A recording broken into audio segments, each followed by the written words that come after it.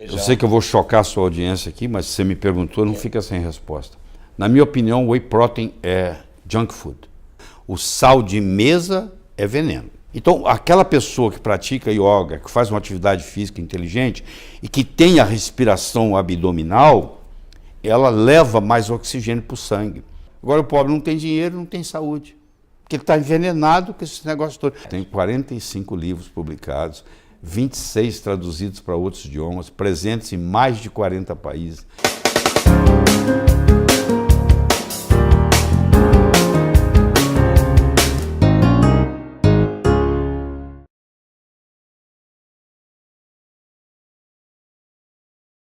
Então vamos à segunda parte da entrevista com o Dr. Lai Ribeiro. Também tinha que explorar o Dr. Lai Ribeiro, né? Cardiologista, nutrólogo, formado pela Federal de Juiz de Fora, grande que Conterrâneo. Nosso, meu conterrâneo, e sabe muito, né? A gente tem que aproveitar esse conhecimento.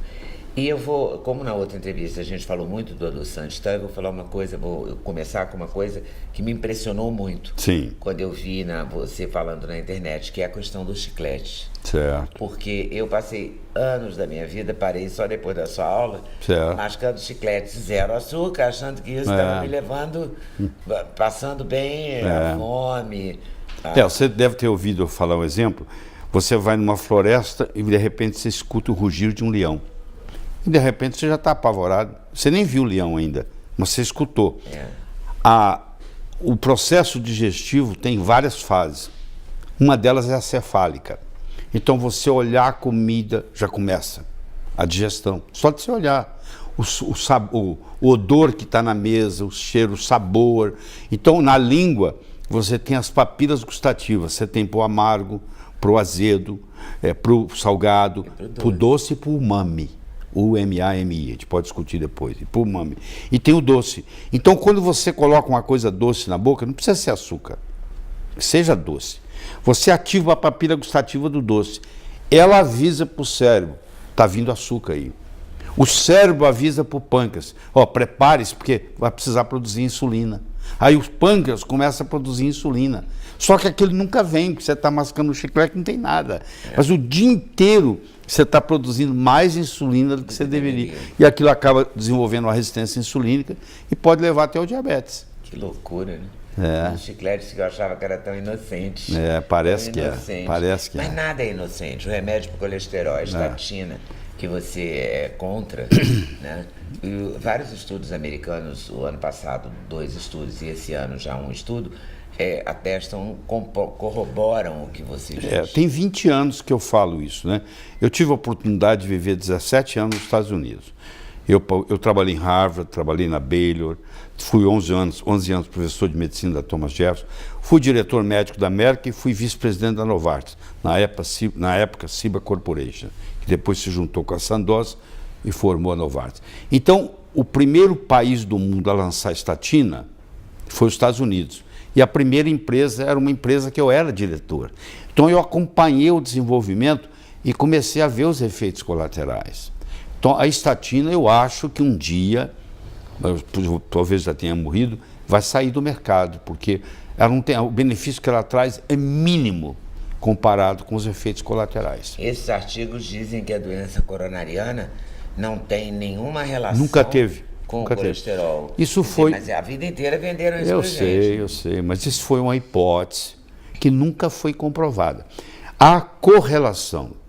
Nos últimos 20 anos, dobrou o número de obesos no mundo. Nos últimos 20 anos, dobrou a venda de tênis no mundo. Você acha que é porque o cara usa tênis? Não. Quer dizer, tem correlação, mas não tem causação. Então você tem que saber separar o que é causalidade do que não é. Então uma coisa que tem correlação não significa que uma está causando a outra. Vem junto. O colesterol, na realidade, ele é um mocinho. Você viu, todas as células do seu corpo têm. 25% do colesterol que você tem está no cérebro. Você acha que se fosse uma substância nociva, o Criador ia pegar e colocar sacanagem cósmica? O que é isso? Você entendeu? Faz sentido, pô. Na hora Faz que você sentido. fala, faz sentido. Todas as células, a membrana da célula é feita de colesterol, todos os seus hormônios esteroidais são feitos de colesterol, a sua bile é feita de colesterol. Olha aí, todo lugar. Então, por que umas pessoas têm colesterol familiar alto e outras não? Que é o Vamos, meu caso. vamos, Na minha família tem colesterol alto. Tá, deixa eu te falar. Colesterol familiar é uma coisa à parte. É uma coisa relativamente rara. Os níveis de colesterol chegam até 1000. Eu não sei qual é o seu. Não, o meu eu tomo estatina. Não, eu sei, mas quando não tomava? Chegava a 280, Não, 300. isso não é nada. Isso não é nada. Quando eu comecei a praticar medicina lá em Juiz de Fora, lá em Barbacena, como diz o outro, o colesterol normal era 320. Você acredita isso? Quando eu me formei em medicina, em 72, o colesterol normal era 320. Eles foram baixando. E a mesma coisa estão fazendo com a pressão. Está baixando. Porque quanto mais baixa, mais remédio vem. Isso também é verdade. Entendeu? A pressão, que era 12 por 8, agora mudou para 11 por 9? 11 por 7. 12 por 8 já está começando a ser pré-hipertensão, né? Mas isso aí é bom. Então isso aí você acha que a estatina deve ser abolida. abolida? Abolida. Eu acho que não tem valor. Para tomar estatina, a pessoa tem que ter o colesterol mais de 400, mais de 500? Ou Bom, não? você está me provocando, eu vou entrar na história. Entra. A gente tinha o colesterol nos anos 70. Aí nós tivemos o colesterol bom, que você conheceu, e o colesterol ruim, que é uma piada. Porque os dois são o mesmo colesterol. Um leva, o outro traz. O LDL pega o colesterol no fígado e leva para os órgãos. O HDL faz o reverso, traz dos órgãos para o fígado. Mas o colesterol é o mesmo. No LDL e no HDL, ele é o mesmo. Ele não tem diferença. Mas aí houve uma correlação, não é causação, correlação de que quem tinha o LDL elevado era o chamado LDL do mal. E o HDL era o HDL do bem. Hoje nós sabemos, e esse maquinário ainda não chegou ao Brasil, apesar de desde 2010 existir nos Estados Unidos, hoje tem uma máquina que custa quase 2 milhões de dólares, que pega e faz 11 LDLs. Você não tem um só, você tem 11. E desses 11, 9 são neutros ou benéficos. Só 2 dão problema. Então muita gente está com LDL elevado, tratando por nada, que faz sabe parte. Qual é o LDL? Exatamente. Então, do mesmo jeito que você tinha o colesterol, depois você tinha o colesterol bom e ruim, agora você vai ter o LDL bom e ruim. Então a coisa vai ficando complicada. Mas os estudos mostram assim: criança que tem o colesterol mais alto pega menos infecção, morre menos. Países onde o colesterol é mais alto tem menos mortalidade infantil. Pessoas idosas, já a partir dos 60 anos, que tem o colesterol mais elevado, vive mais. Está na literatura, não estou inventando nada, está na literatura. E não existe nenhum estudo, eu desafio, que mostre o seguinte, que se você baixar o colesterol, você melhora. Não, isso não existe. Os estudos são ridículos, eu vou te falar. Primeiro tem que fazer essa introdução para você entender e quem está nos assistindo. Você imagine, o maior risco de ter um infarto é já ter tido um. É muito maior do que quem nunca teve ter o primeiro. Quando você já teve um infarto, você já mostrou que você tem a doença.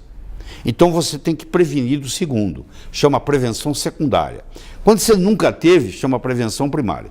Então, vamos pegar 200 pacientes. Que entra a aspirina na prevenção primária ou secundária? Entra nos dois. Mas também não é uma grande coisa, mas entra nos dois. Tá, depende de como você faz. Mas deixa eu te falar. Então vamos pegar 200 pessoas, escuta, que tiveram infarto.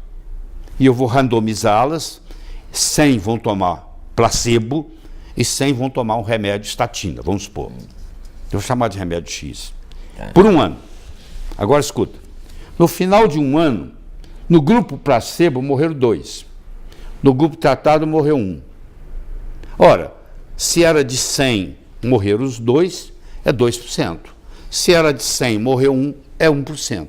Então eu tenho 2 modos de eu apresentar isso para você. Eu posso dizer assim, ó, houve uma redução de 1%. Era 2, virou 1. No grupo placebo era 2, no grupo tratado com a droga X virou 1. 1% de diferença, né? É. Mas se eu falar para você que é 50%, eu estou mentindo? Não. Mas só que eu vou publicar que houve uma redução de 50%. Tá. Você me entendeu? Entendi. Aí você fala assim, nossa, quer dizer que se eu tomar isso, eu vou reduzir em 50%? Querido, vamos supor que eu tenho uma varinha de condão que aumente em 100% a chance de você ganhar na loteria. Você acha que faz diferença? 1 bilhão. Aí 1 em, sei lá, em 50 milhões. Agora é 1 em 25 milhões. Você acha que eu dou sua sorte? Hein? Eu te pergunto. Não. Mudou só um pouquinho, né? Praticamente nada, você concorda? Então isso é uma ilusão. A pessoa fala, nossa, diminui. Não, não diminui 50%. Diminui aqui 1%. Ou seja, 100 pessoas têm que tomar para um se beneficiar. Você está interessado em tomar um remédio que 100 pessoas vão tomar e só um vai se beneficiar? Claro que não. Isso é loteria. Mas o jornal científico permite publicar que o remédio X baixou 50%. Isso aí. Agora você entendeu? Entendi. Pronto. E a aspirina? Não, a aspirina, a sim. aspirina prevente. Tá, a aspirina prevente é o seguinte, de fato, ela diminui a adesividade plaquetária, ela tem que ser feita infantil, o ideal é não mais do que 80 miligramas, e ela tem que ser de liberação entérica. Ela não pode liberar no estômago, porque se ela liberar no estômago, ela pode dar hemorragia. Então, se você tomar uma aspirina de 80 miligramas, que é para criança, que é infantil, de liberação entérica, todos os dias, você vai ter algum benefício no final, sim. Agora, se você não tomar ela de liberação entérica, você corre o risco, como muita gente pode morre de hemorragia. Você viu um post seu no Instagram falando muito do colágeno. Sim. E a gente, quando vai envelhecendo, a gente vai perdendo muito colágeno, a capacidade de produzir colágeno. Uhum. Então. Como é que a gente recupera o Tá, colágeno? então. Você já ouviu falar muito de osteoporose, né? Sim. Mas quando você ouve falar de osteoporose, você escuta cálcio, você escuta não sei o quê, vitamina D e tal. Essa é a parte mineral do osso. Mas o osso não tem só essa parte mineral. Ele tem uma parte proteica, que é tão importante ou mais do que a mineral, que é a parte do colágeno. Onde que o meu cálcio vai ficar se eu não tenho o colágeno para ele? Então a pessoa faz a adesão do cálcio. a estrutura do osso é colágeno. Então, para eu colocar cálcio no osso, eu tenho que ter colágeno lá. Então, eu não posso me preocupar. A gente toma colágeno? O melhor é o que eu ensino, é sopa de osso, que é muito barato. Você compra uma mão de vaca, vai no açougue, fala, eu quero uma mão de vaca, um pé de boi. A pessoa serra ele para você, você coloca na panela de pressão, cozinha por 1 hora e pouco, põe lá os temperos que você quiser, depois você põe no prato e você come. Ali tem aquele tendão. Não o tutano, não. O tutano sai na sopa. Na sopa. Você tem ali a cartilagem, você tem o tendão, e você tem o que estava do tutano que saiu na forma de sopa. Então, isso aí, 2 vezes por semana, não deixa você ter ruga. Por que tem ruga? Porque você vai perdendo o colágeno. É mesmo, você tem pouquíssima ruga. Né? Só de expressão. Então, tá bom? 73 anos. 73. Também uma coisa que me impressionou foi o negócio da respiração abdominal. Então, deixa eu te falar. A pessoa que está nervosa, ela passa a respirar com a respiração diafragmática, só aqui. E com o passar dos anos, a primeira parte do pulmão que envelhece é essa parte de cima. Ela envelhece primeiro do que a parte de baixo. Então, aquela pessoa que pratica yoga, que faz uma atividade física inteligente e que tem a respiração abdominal, ela leva mais oxigênio para o sangue.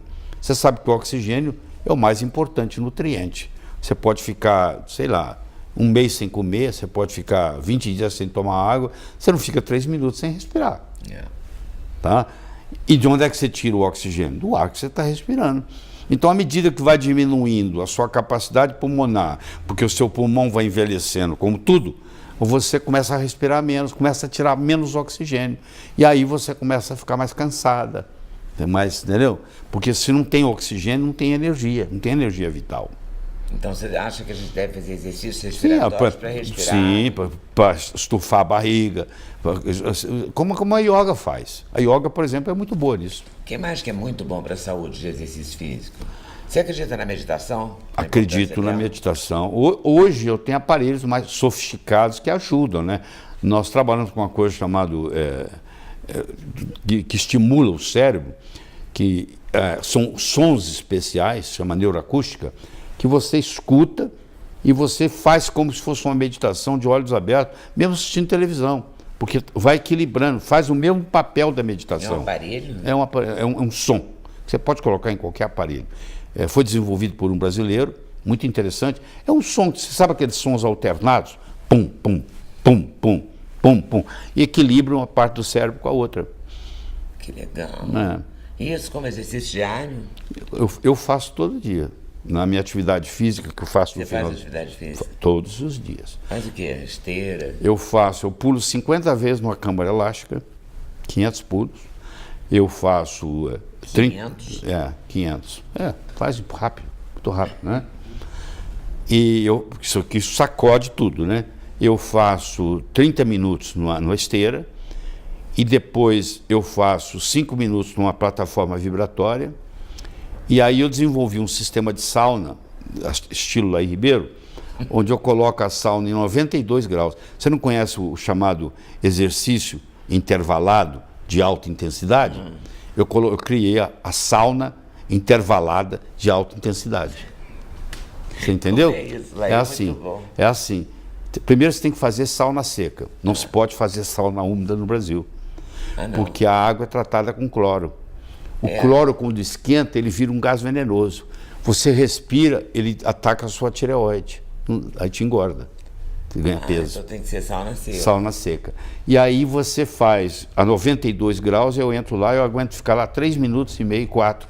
Saio, tomo um copo d'água, dou uma volta na academia lá do prédio e volto, faço mais 3. Mais 4, 3, 4. Faço isso 3 vezes. Então em 12 minutos eu terminei minha sauna. Cheio de macete. Cheio de macete. Impressionante.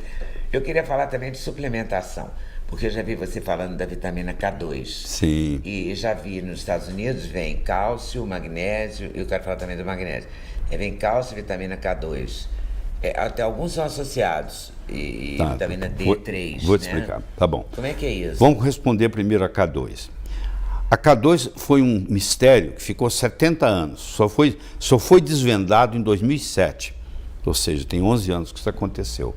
O doutor o Edson Price, Dr. Price, era um dentista de Cleveland, Ohio, muito rico, e ele tinha uma esposa que era enfermeira. E o negócio dele era a boca. Você lembra daquele programa do Jô Soares, Bocão? O cara que era a boca? Então, o problema dele era a boca. Ele queria ver onde tinha, onde não tinha cárie. Então, ele saía pelo mundo, ele fez 14 excursões pelo mundo, indo nos lugares mais longínquos, onde a sociedade não tinha chegado. E ele ia lá para ver boca. E ele não encontrou nenhuma cárie. Aqueles povos isolados, antigos, que viviam separados da sociedade, que plantavam a própria alimentação, que matavam, caçavam e tal, não tinha cárie. Mas aí ele descobriu que não tinha só cárie. Não tinha cárie, não tinha câncer, não tinha velhice, não tinha Alzheimer, não tinha nada, não tinha ruga, não tinha nada, mulher de 90 anos sem ruga. Como ele era muito rico, ele pegava aquela comida, levava para Cleveland, nos Estados Unidos, e ele tinha um laboratório. E ele examinava o que aquela comida tinha. E ele descobriu que aquela comida era diferente da comida do povo normal dos Estados Unidos. Que lá tinha uma quantidade muito grande, tinha uma quantidade muito grande de vitaminas lipossolúveis. E tinha uma lá que ele chamou fator de ativador, que é o chamado X, fator X. E durante 70 anos ninguém descobriu o que é isso. E só em 2007 que isso apareceu. Você entendeu? Que isso apareceu. E foi descoberto que é a vitamina K2. Então isso virou uma febre. Infelizmente, a maioria tem deficiência de K2. Porque na faculdade de medicina a gente estuda a vitamina K. Só que a gente estuda a K1. Tem 23 vitaminas K, para você ter uma ideia. Caramba. Falta estudar as outras 22. Então a vitamina K2, hoje nós temos deficiência. Porque na antiguidade, na era paleolítica, nós caçávamos, pescávamos, vivíamos de fruto silvestre. Então, você matava um bicho, abria ele, tirava as entranhas dele, levava para comer e deixava a carcaça magra lá os pregadores comerem. Hoje, o que você quer? Quer o bife magro. Você não come mais gordura, você tem gordurofobia. E a K2 só está nas gorduras. Então, a pessoa tem uma deficiência de K2. O que é a K2? Está no queijo Gouda e Sim, no queijo Brie, né? Sim, tá. Por exemplo. Tá, mas por exemplo. Tem outros lugares. Tem também, outros lugares. Então, essa vitamina, ela é o GPS do cálcio. Escuta essa. Adorei isso. É o GPS do cálcio. Deixa eu te falar. Se você ingerir um cálcio inorgânico, desses que é vendido na televisão, ele não vai para o osso, nem vai para os dentes. Ele vai para a válvula do coração, ele vai para a aorta, ele vai para a coronária, ele vai para a carótida, ele vai para o fígado. Isso, exatamente. Tem vários estudos mostrando que se você fizer suplementação com cálcio sozinho, você morre mais cedo. Meu Deus. Aí então, o que acontece? Tem que vir associado com a K2. A K2 é o GPS do cálcio. Pega o cálcio e fala, ó, você tem que ir pro osso. Você entendeu? Waze. É isso mesmo. Dobra a direita, entra a esquerda. Exatamente. Que maravilha. E que mais que tem K2? Porque o queijo Gouda ainda é mais o que tem mais K2 de tudo é a soja fermentada na forma de natô, que o japonês come no café da manhã, almoço e janta. Você conhece natô ou não? Não. Natô, ele tem um aspecto muito esquisito e tem cheiro de cocô. Ah, meu Deus. Então é difícil você não for comer queijo Gouda. A não ser que você nasceu japonesa e comeu desde criança. Japonesa. Não, brasileiro não consegue comer natô. Entendeu? Então, no máximo missô, tá perto, mas não é a mesma coisa, não. Aí hoje faz cápsula, né? Então, você junta o cálcio, junta o magnésio, junta a K2, junta a vitamina D3. Ah, é? Tudo junto? Tudo junto faz uma cápsula. Opa, isso é bom, hein? É bom, muito bom. Eu queria falar também a gente falou do K2, mas uma vez eu entrevistei um senhorzinho, e eu cometo essa injustiça, é a segunda vez que eu vou cometer nesse canal essa injustiça. Um médico de Brasília, especialista em magnésio, genial. E ele falou muito, ele só estudava isso. Arnoldo Veloso é o nome dele. É ele. Então, ele só falava, só lá aí, né? Resolveu esse problema na minha vida.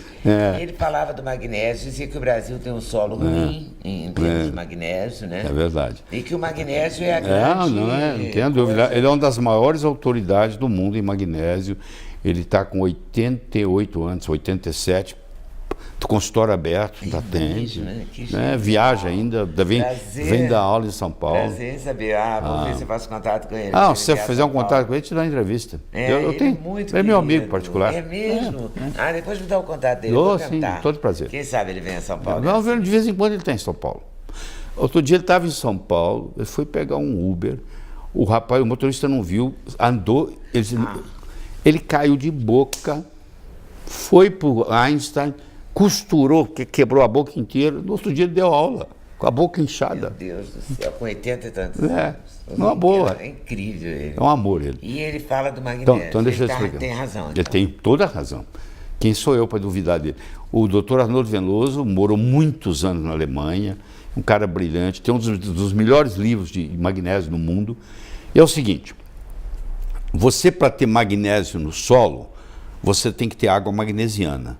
Para você ter água magnesiana, você tem que ter vulcão. Pronto. E no Brasil não tem vulcão, não tem água magnesiana. O Brasil é conhecido pela Organização Mundial de Saúde como um dos países mais pobres em magnésio. E o magnésio é o maestro de tudo.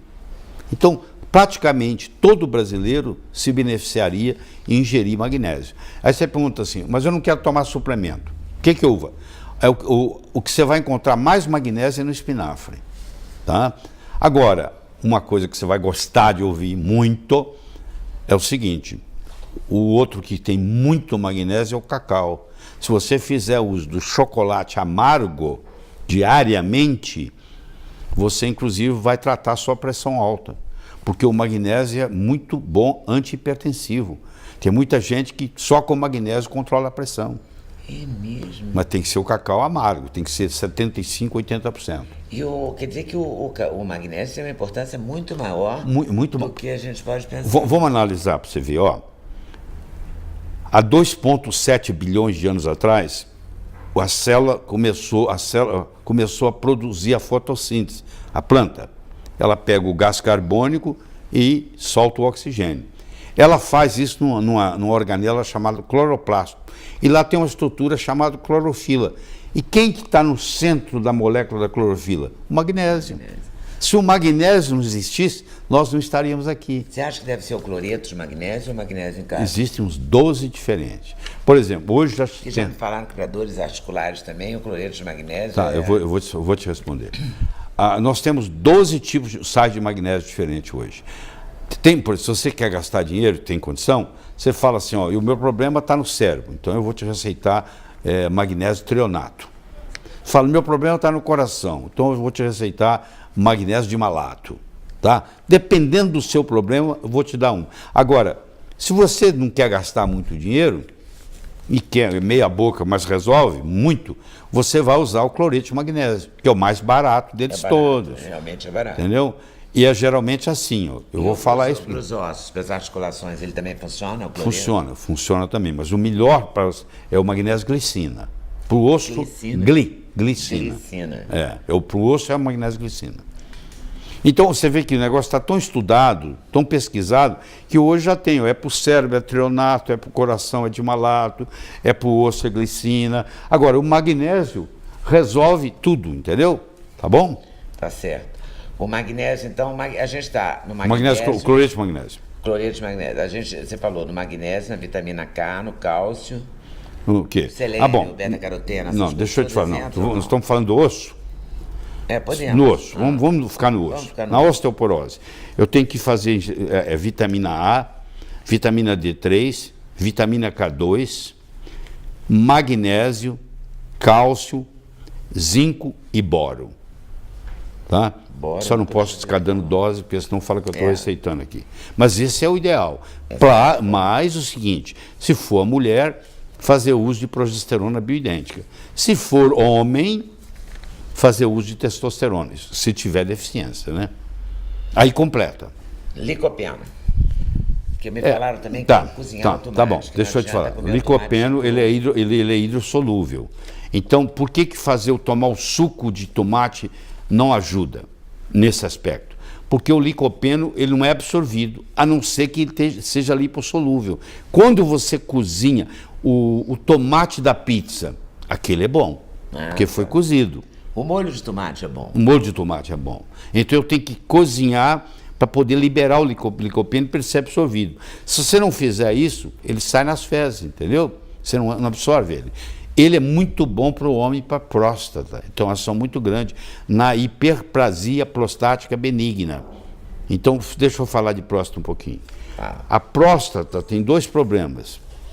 Um é o aumento da próstata, tá? O outro é o câncer de próstata. Um não vira o outro, tá bem? Tem gente que tem hiperplasia prostática que fica preocupado. Será que vai virar câncer? Eu falo, ó, são doenças diferentes. Um não vai virar o outro. Entendeu? O que você está querendo aí? Não, estou querendo, o Duda está querendo saber de vitamina B6. Tá, pergunta que eu falo. Vou perguntando. Perguntar, pô. Cadê a cola? Vitamina B6 e ZMA. O que é ZMA? ZMA eu não sei o que é. O que é ZMA? Zinco, magnésio, vitamina B6. Bom. Tá falando de uma forma comercial. Tá, eu vou falar, me pergunta da B6 então que eu falo. B6. Então, a vitamina B6, ela tem a forma inativa, que é a piridoxina, e tem a forma ativa, que é o piridoxal 5-fosfato. Você toma ela com piridoxina e no corpo ela vira, ou não, como diz o Caetano Veloso, ou não, ela vira... Entendeu? Ela vai virar o piridoxal 5-fosfato. Isso serve pra quê? Escuta, primeiro deixa eu chegar aí. Então, eu recomendo às pessoas que não sabem se ela tem esse polimorfismo genético e não é capaz de transformar piridoxina em piridoxal 5-fosfato, para comprar o P5P, já direto. Ele é 20% mais caro, mas é muito mais interessante. A vitamina B6, ela tem uma gama de mecanismos. Por exemplo, a formação dos hormônios depende de B6. Por exemplo, As vitaminas B não engordam? B6, B12? Isso é mito. É a vida inteira eu ouvi falar isso. É mito, Então, a vitamina B6, a formação dos neurotransmissores, da dopamina, da acetilcolina, do GABA, da serotonina, tudo isso é feito com B6. A B6 ajuda a baixar a homosteína, aumenta, E a melhora. homocysteína é decisivo, né? Muito. No ataque cardíaco, né? É um biomarcador muito importante. Tem a que pessoa ter ela baixa. o ideal é ter ela abaixo de 9. Abaixo de 9. Esse é o ideal. Mas é muito sério, tem que levar isso Muito a sério. Tem muita morte súbita, pessoas que morrem, desculpe, pessoas que morrem num voo daqui para a Europa, não tem nada, de repente morrem no avião. Acontece com uma certa frequência. Ele tem a homosteína muito elevada, que predispõe à arritmia cardíaca, taquicardia ventricular e morte. E tem algum tipo de vitamina que pode ajudar quem tem arritmia, algum tipo de... Sim, o melhor antiarrítmico que eu conheço chama magnésio. Magnésio. Magnésio trata a cólica menstrual. Você não tem ideia Cólica mais de menstrual e arritmia. Tem Olha mais que de 300 enzimas no corpo que são dependentes do magnésio. E o Brasil é conhecido como o país que é deficiente em magnésio. Todo brasileiro é deficiente em magnésio. E por exemplo, quem faz sauna tem que tomar cuidado, porque quando você sua, você perde o magnésio. Então, se você faz sauna todo dia, como eu faço todos os dias. Todos os dias. Então, você repõe magnésio. Eu já, antes de descer para a sauna, lá para a ginástica, eu já tomo magnésio. Porque se eu fizer muita sauna e não tomar magnésio, eu corro o risco de ter morte súbita. Sabe aquele cara que vai no churrasco do amigo e depois vai jogar uma pelada no campo e morre no campo? Aquilo é suor demais. Não tinha reserva de magnésio, perdeu. E o que é crioterapia? Crioterapia é você colocar a pessoa numa temperatura muito baixa por momentos, porque também não dá para aguentar muito. Você pode fazer as duas coisas, tá? Se você colocar o corpo com muita temperatura alta, como eu faço na sauna, ou muita temperatura baixa, você mexe na homeostase, para um lado ou para o outro. Isso é bom. Para quem não tem problema cardíaco, se você pegar um cardiopata, eu não vou fazer crioterapia dele. Mas uma pessoa, um atleta, por exemplo, quer diminuir lesão, quer diminuir dor muscular, que está em overtraining, que a gente chama, faz uma diferença muito grande. Você faz luta, alguma coisa assim? Eu fiz quando jovem, né? Outro dia eu vi que aquele Gracie famosão foi na sua casa tomar um café. O Rorion eu me senti muito honrado com a visita dele lá. O Rorion levou o jiu-jitsu brasileiro para o mundo, né? Foi ele que levou. E você nunca lutou? Você devia Não, eu já lutei karatê e joguei capoeira. Mas eu com 73 anos não vou fazer nada disso, né? Mas deixa eu te falar. Já faz coisa demais. Você devia convidar o Rorion aqui, sabe para quê? Adoraria. Para falar da dieta Gracie.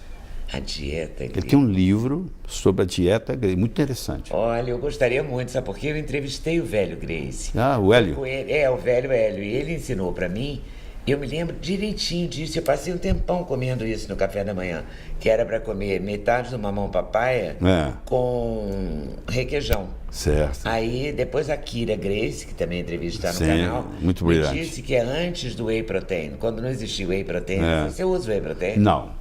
Quando não existiam essas coisas, ele receitava isso, que era meio mamão papaya com requeijão. Eu sei que eu vou chocar a sua audiência aqui, mas se você me perguntou, não fica sem resposta. Na minha opinião, whey protein é junk food. Vou te explicar por quê. Por quê? Porque a lei permite que para cada porção de whey protein, o produtor pode colocar 10 gramas de açúcar. Então não tem jeito de você tomar o whey protein sem estar se enchendo de açúcar. Não tem nenhum sem açúcar. Não tem nenhum de arroz, no mercado não. Não, mas aí já não é whey protein. Whey protein é do soro do leite. Do soro do leite. Tá. Então, é permitido colocar 10. Você sabe como é que é brasileiro. Já fizeram um exame, um estudo aí, tem empresa que coloca 30. Então, na realidade, eu estou tomando açúcar. Segundo, a utilização. Não adianta? Hein? Não, é a mesma coisa também. Porque a lei é universal. Lá também é permitido colocar açúcar. E tem outra coisa. A proteína que tem lá é para bezerro, não é para gente. Aquilo é feito para o bezerro. Então a gente não absorve. A gente não utiliza. A utilização proteica do whey protein é de apenas 16%. De cada 100 gramas que você ingere, você só vai aproveitar 16. E você vai estar sobrecarregado com açúcar. Não interessa se ele é concentrado, se ele é hidrolisado. Não faz diferença. O whey protein, no conceito de Laí Ribeiro, é junk food. Eu sei que eu vou perturbar muita gente. Vai mesmo. Vai enlouquecer Muita gente. Mas eu tenho que falar. Eu estou aqui para falar. Qual é, assim, a coisa que você não admite? Eu sei que o açúcar parece ser seu inimigo público número 1, assim, né? Tem outro grande... Você rejeita absolutamente? Você come sal? Depende de que sal. Se for o sal de mesa, é veneno. Você mexeu na caixinha de marimbondo. Aguente. Mas eu estou querendo mais é mexer na caixinha. Então deixa eu te falar.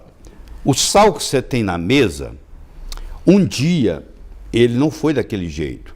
Eles tiveram que retirar 82 minerais para chegar no cloreto de sódio, que é branquinho, bonitinho, cheio de detergente para tirar aquilo. Claro, e ficou aqui branco. agora, para ficar branco. Mas você tem o sal do Himalaia, tem o sal... Calma, não chega lá, não chega lá. Então, esse cloreto de sódio eu sou contra.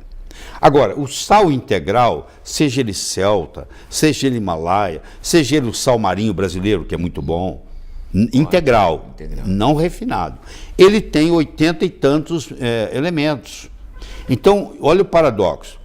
Você pega um paciente que tem pressão alta e você dá sal integral para ele, a pressão dele normaliza.